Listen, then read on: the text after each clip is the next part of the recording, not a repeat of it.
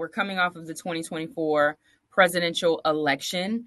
We've seen a lot of differences. We've seen a lot of, it seems like a lot of finger pointing as of lately. The focus has somewhat shifted on different demographics. And one of those demographics include the Latino vote, where we've seen an overwhelmingly amount of Latino men shift towards Donald Trump and the Republican Party, whereas Latino women actually shifted towards Vice President Kamala Harris. And so we're looking at these different dynamics. My question off the bat is, for Latinos to be one of the largest voting blocs in this country, they're slowly shifting from Democrat to Republican. Why is that? It's a really good question. First of all, the Hispanic community is pretty diverse. You have Mexican Americans, Cuban Americans, Puerto Ricans, etc. So they don't necessarily all vote in a block or see the world through the same lens. Having said that, look, Latinos are focused on many of the same things that others are as well. Inflation, job prospects, the cost of groceries and housing, that sort of thing. So a candidate who talks to those issues seems to be doing better, at least with a segment of the Latino population, than maybe some people expected. You make a good point, is that now that both parties are, or I guess America really is starting to see that this demographic is not necessarily a monolith. We are starting to see that there are different wants and needs or interests when it comes to these different elections. So what do you think that the narrative, do you feel like there's an uprising in this narrative with this particular voting bloc?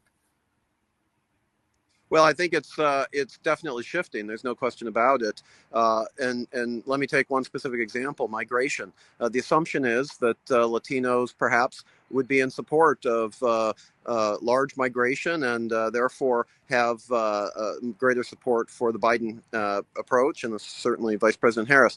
In fact, what we find is that a number of established Hispanics in the United States, perhaps some who came through other processes or have established themselves for a long while, or are perhaps concerned about job competition, have a different and more skeptical view of unregulated migration. And so, again, a candidate who speaks to those issues really has the opportunity to attract the support of at least a portion of the Hispanic vote that might not have considered them in previous years. That's one example. There are others as well.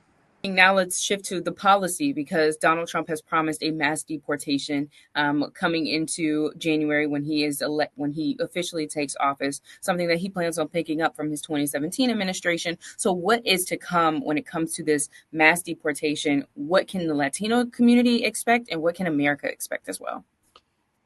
Well, Donald Trump was clearly elected with a mandate to do something on migration. He made that a real priority of his campaign, and he was elected, with significant numbers. And so I think we can anticipate that he will do something on these issues right from the beginning, most likely focused on border security at the beginning, get some congressional legislation and move forward on that. The issue of mass migration, though, is a whole lot more controversial. It's a whole lot more difficult, and it would clearly face legal challenges, and if not public challenges. Look, it's almost impossible just to round up and deport literally millions of people who are long-time integrated into society, into their communities, with jobs that really need to be done.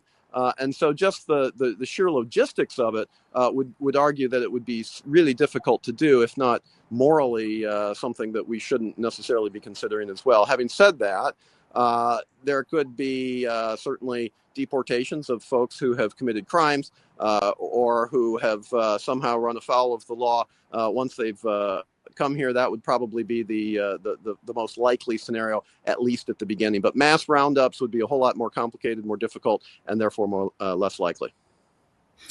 Thank you, Eric. And we've seen a lot of just fallout kind of on social media and trends taking off when it comes to the outcomes of this election. What is the likelihood of some of those some Trump supporters or Trump voters that could be, or if they even are at risk of being deported as well? Yeah, that would be very ironic.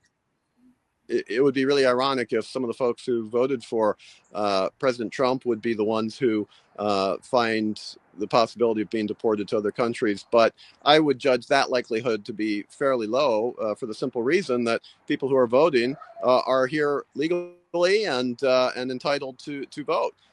And therefore, they wouldn't be the targets of deportation actions. So, we have to be careful about that. And again, the Hispanic community is very diverse and represents a whole different, number of communities. And so that's part of the issue is that, you don't have one easy or easily implementable policy that can be quickly and easily applied. This is going to be an issue that will be with us for a long time.